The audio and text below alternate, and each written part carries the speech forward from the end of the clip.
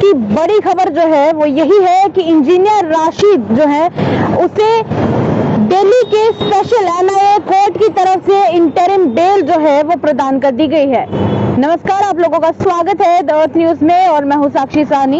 एक बड़ी अपडेट जो है वो आपके समक्ष लेकर उपस्थित हुई हूं और ये बड़ी अपडेट जो है ये कहीं ना कहीं जम्मू कश्मीर में चल रही सियासती हवा और राजनीतिक हवा और ये जो लड़ाई हो रही है राजनीतिक, इसके ऊपर एक बड़ा प्रभाव जो है वो डाल सकती है। देखिए, दरअसल बात हो रही है इंजीनियर राशिद की और इंजीनियर राशिद को आप लोग अच्छे से जानते हैं कि वो कोर्ट की तरफ से बेल देने की बात जो है वो की जा रही थी। कई तरह की धारणाएं जो है वो बनाई जा रही थी और वो धारणा जो है वो कहीं ना कहीं सिद्ध हो चुकी है, क्योंकि दिल्ली के special national intelligence agency court की तरफ से उन्हें एक इंटरिम बेल जो है वो प्रदान कर दी गई है।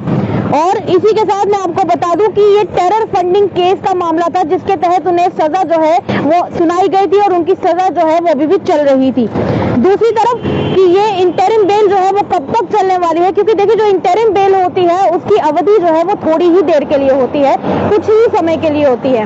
तो ऐसे में इलेक्शंस को देखते हुए हो सकता है कि कोर्ट में सबको लेकर ये बातचीत हुई हो और इंजीनियर राशिद ने कहा हो कि वो अपनी पार्टी को सपोर्ट करना चाहते हैं, उनका मॉरल सपोर्ट बढ़ाना चाहते हैं। हो सकता है इस तरह की दलीलें जो है वो पेश की गई हो और उसको देखते हुए एक इंटरिम बेल जो है वो उनको प्रदान कर दी गई है।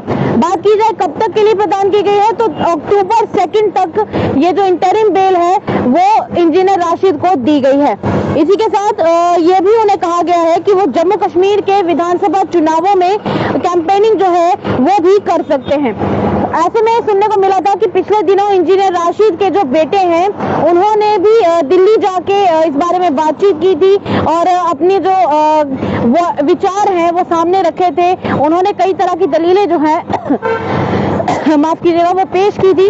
ऐसे में ये देखने को मिला कि आज के दिन उन्हें ये इंटरिम बेल जो है वो प्रदान कर दी गई है। देखिए, ये तो बात रही इंटरिम बेल की। दूसरी तरफ बात हो रही है कि इसका सियासती हवा पर क्या असर पड़ सकता है। इसीलिए ऐसे में ये देखने को मिल सकता है कि जहां पर पिछले दिनों देखने को मिला था कि जब लोकसभा के इलेक्शन हुए थे तो उस दौरान इंजीनियर राशिद ने उमर अब्दुल्ला को एक काफी बड़े मार्जिन से हरा दिया था, जिसके बाद उमर अब्दुल्ला ने खुद ट्वीट करके उन्हें इस बात की शुभकामनाएं जो हैं वो दी थी। ऐसे में एक ऐसा इलाका जहां पर ऑलरेडी नेशनल कॉन्फ्रेंस और इंडियन नेशनल कांग्रेस अपना अच्छा खासा जोर लगाने पर तुली हुई है, उस जगह पर इंजीनियर राशिद को सिंपैथी मिलने से वोट जो है वो कितने हद तक शिफ्ट हो सकते हैं, एक बड़ा सवाल ये बन जाएगा। दूसरी तरफ एक बड़ा सवाल ये रहेगा कि जहां पर इंडियन नेशनल कांग्रेस और एनसी के अलायंस के बारे में और उनकी विचारधारा के बारे में लोग सोच रहे थे उनको फॉलो करने के लिए और उनको वोट देने के लिए, तो अब वो वोट इस अलायंस को मिलेंगे या नहीं मिलेंगे। इंजीनियर राशिद अपनी पार्टी के साथ अब मिलकर कैंपेनिंग जो है वो करने वाले हैं और इस कैंपेनिंग का एक बड़ा असर जो है वो बाकी की पार्टीज में, खास करके एनसी और इंडियन नेशनल कांग्रेस की अलायंस में कितना जोर देने पर या फिर यूं कहे कि कितना ज्यादा देखने को मिल सकता है, ये एक बड़ा सवाल रहेगा और एक बड़ा चैलेंज भी रहने वाला है।